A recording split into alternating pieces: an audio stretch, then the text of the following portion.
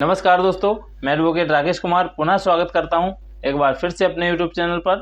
और आज हम बात करेंगे संहिता में किए गए प्रावधान आबादी भूमि के संबंध में। तो आज हम बात करते हैं जो आबादी भूमि है वह किस प्रकार से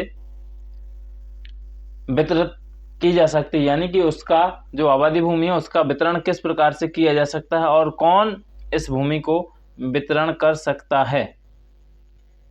तो संहिता में जो प्रावधान किए गए हैं उसके अनुसार हम बात करेंगे आबादी स्थलों का निपटारा के संबंध में। तो धारा की व्याप्ति जो धारा बनाई गई है 244, उसमें स्पष्ट प्रावधान किया गया है कि इस धारा के उपबंध धारा 2(1) का में यथा परिभाषित आबादी से लागू हैं। यह नगरीयतर क्षेत्र में आबादी स्थलों पर लागू होंगे, नगरीय क्षेत्रों में नहीं। यानी कि जो आबादी स्थल है वह मात्र ग्रामीण एरिया में लागू होंगे, ग्राम पंचायतों में लागू होंगे, नगर एरिया में यानी कि सेक्टरों में लागू नहीं होंगे, क्योंकि आबादी भूमि मात्र ग्राम पंचायतों में लागू की गई है, शहरों में लागू नहीं की गई है। तो इस प्रकार से जो नियमों के अध्ययन रहते हुए तहसीलदार आबादी क्षेत्र में स्थलों का निपटारा इस संबंध में बनाए गए नियमों के अनुसार ही कर सकेगा कि इस वाक्यांश में दो प्रभाव हैं। प्रथमता, यदि नियमों की अवहेलना जो संहिता में प्रावधान किया गया है उसमें स्पष्ट है कि यदि तहसीलदार द्वारा नियमों की अवहेलना करके अथवा उसमें बतलाई गई प्रक्रिया का पूर्णतः पालन न करते हुए निपटारा किया गया है तो वह अवैध माना जाएगा।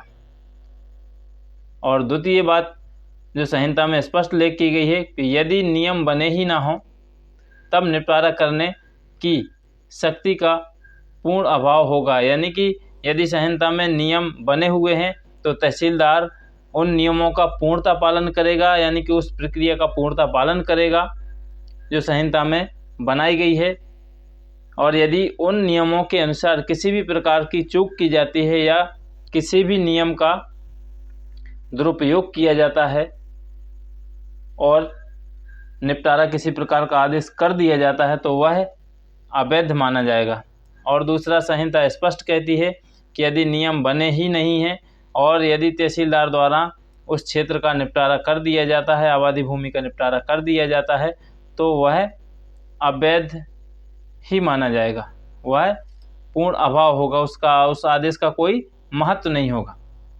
प्रशासकीय अनुदेशों के अधीन आबादी की भूमि वितरित नहीं की जा सकती। यानी कि प्रशासकीय अनुदेशों यानी कि जो अनुदेश नियम बने हुए हैं उनके अधीन आबादी भूमि जो ग्राम पंचायतों में स्थित है उस भूमि को वितरित नहीं किया जा सकता।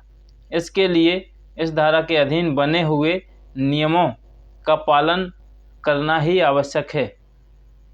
यदि तहसीलदार सोचे कि मैं आबादी भूमि का वितरण कर दूं और जो शासन प्रशासन के नियम बनाए हुए हैं उनके अभाव को रखकर, यानी कि उनका पालन ना करते हुए यदि वितरण किया जाता है तो वह अवैध है और इस प्रकार के वितरण को कानूनी मान्यता नहीं मिल पाएगी।